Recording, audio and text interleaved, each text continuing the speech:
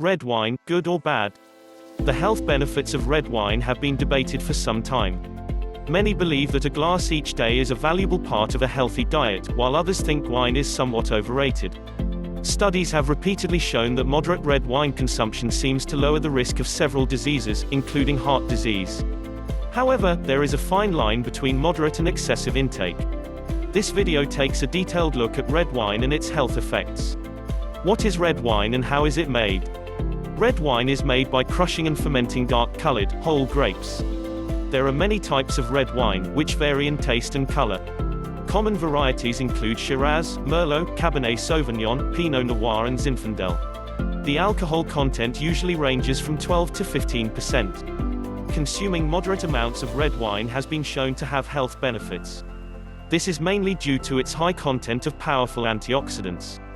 The alcohol in wine is also believed to contribute some of the benefits of moderate wine consumption. The French paradox. Red wine is often believed to be responsible for the French paradox. This phrase refers to the observation that the French have low rates of heart disease, despite consuming a lot of saturated fat and cholesterol.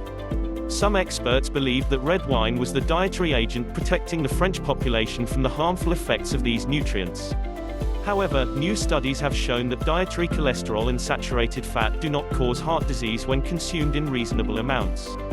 The true reason behind the good health of the French is probably the fact that they eat more whole foods and live overall healthier lifestyles. Red wine contains powerful plant compounds and antioxidants, including resveratrol. Grapes are rich in many antioxidants. These include resveratrol, catechine, epicatechine and proanthocyanidins. These antioxidants, especially resveratrol and proanthocyanidins, are believed to be responsible for the health benefits of red wine. Proanthocyanidins may reduce oxidative damage in the body. They may also help prevent heart disease and cancer. Resveratrol is found in grape skin. It is produced in some plants, as a response to damage or injury. This antioxidant has been linked with many health benefits, including fighting inflammation and blood clotting, as well as reducing the risk of heart disease and cancer. Resveratrol can also make test animals live longer. However, the resveratrol content of red wine is rather low. You would have to consume several bottles per day to reach the amount used in the animal studies. This is not recommended, for obvious reasons. If you're drinking wine just for the resveratrol content, then getting it from a supplement may be a better idea. Red wine may lower the risk of heart disease, stroke and early death. Small amounts of red wine are linked to more health benefits than any other alcoholic beverage. There seems to be a J-shaped curve that explains the relationship between wine intake and the risk of heart disease. People who drink approximately 150 milliliters of red wine a day seem to be at about a 32% lower risk than non-drinkers. However, higher intake increases the risk of heart disease dramatically. Drinking small amounts of red wine may reduce the risk of heart disease by helping to retain the good HDL cholesterol in the blood. Oxidative damage and the oxidation of the bad LDL cholesterol may also be reduced by up to 50%. Some studies indicate that populations already at a high risk of heart disease, like the elderly, may benefit even more from moderate wine consumption.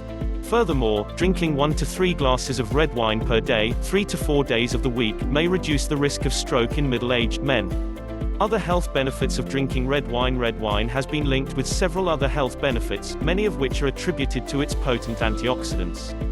Red wine consumption is linked to reduced risk of cancer. Studies have shown that moderate wine consumption is linked with a decreased risk of several cancers, including colon, basal cell, ovary and prostate cancers.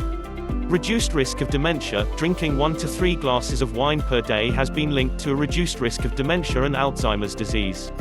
Reduced risk of depression. A study of middle-aged and elderly people showed that those who drank 2 to 7 glasses of wine per week were less likely to become depressed. Reduced insulin resistance. Drinking 2 glasses per day of regular or de-alcoholed red wine for 4 weeks may reduce insulin resistance.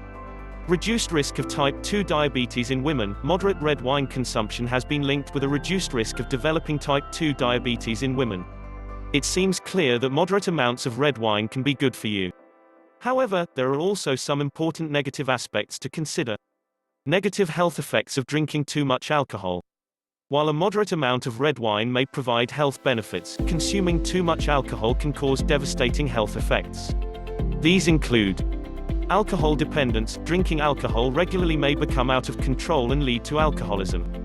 Liver cirrhosis. When more than 30 grams of alcohol, about 2 to 3 glasses of wine, are consumed each day, the risk of developing liver disease increases.